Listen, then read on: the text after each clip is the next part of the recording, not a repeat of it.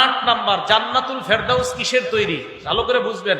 প্রথমে আলোচনা করছি জান্নাত কিসের তৈরি, আর 8 নাম্বার আলোচনা জান্নাতুল ফেরদাউস মানে জান্নাতের সর্বশ্রেষ্ঠ মর্যাদার নাম জান্নাতুল ফেরদাউস, এটা কিসের তৈরি? এই ব্যাপারটা আমরা জানবো। মুসনাদে আহমদ নামে একটা হাদিসের কিতাব আছে, এই কিতাবের 17,746 নাম্বার হাদিস।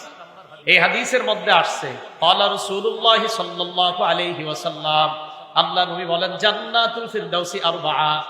রাসূল বলেন জান্নাতুল ফেরদাউস 4টা। বলেন জান্নাতুল ফেরদাউস কয়টা? মানে সর্বোচ্চ যে স্তর এটা হলো 4টা। সিনতানে মিন যাহাব, এর মধ্যে 2টা স্বর্ণের, ওয়া সিনতানে মিন ফিদ্দা, আর 2টা রূপা।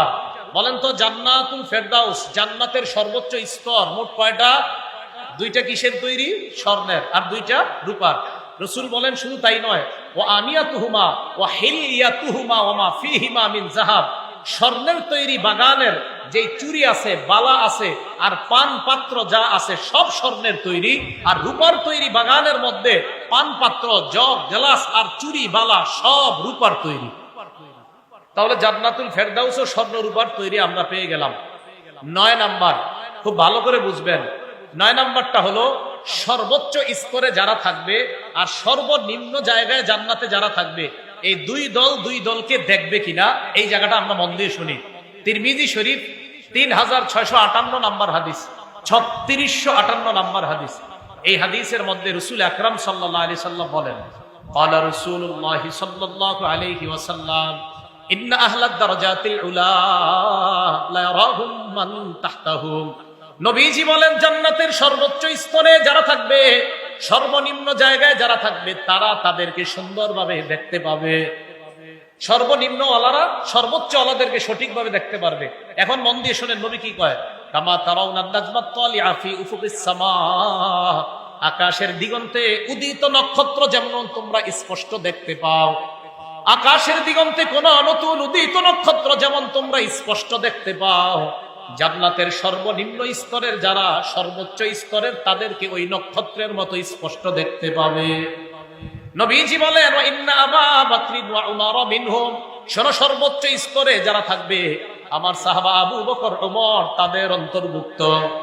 আমার আবু বকর ওমর তাদের অন্তর্ভুক্ত। নবী কয় না না, ওয়ান আমা, আমার আবু বকর ওমর তো আরো উপরে অবস্থান করবে। তাহলে জান্নাতের সর্বোচ্চ জায়গায় যারা থাকবে তাদেরকে সর্বনিম্ন জায়গায় যারা থাকবে তারা স্পষ্ট ভাবে দেখতে পাবে।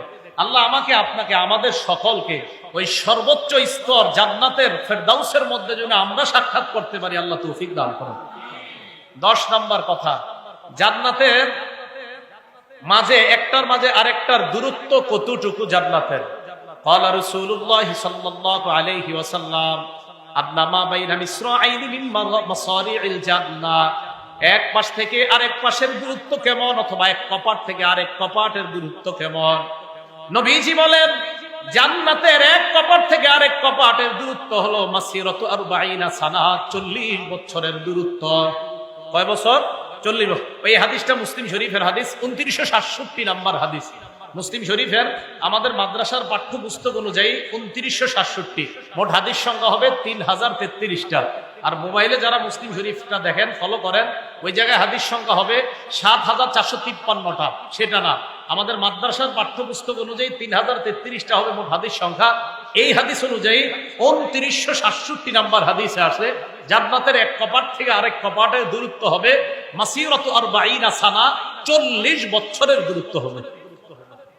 11 নাম্বার কথা, জান্নাতের দরজা, সহিহ বুখারী হাদিস নাম্বার 3257 নাম্বার হাদিস, 3257 নাম্বার হাদিস।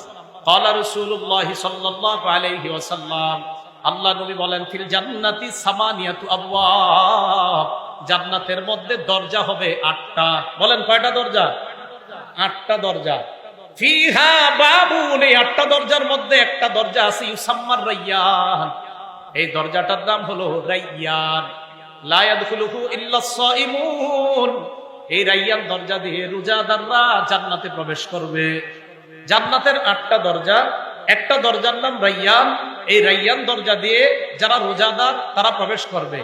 12 নাম্বার আলোচনা,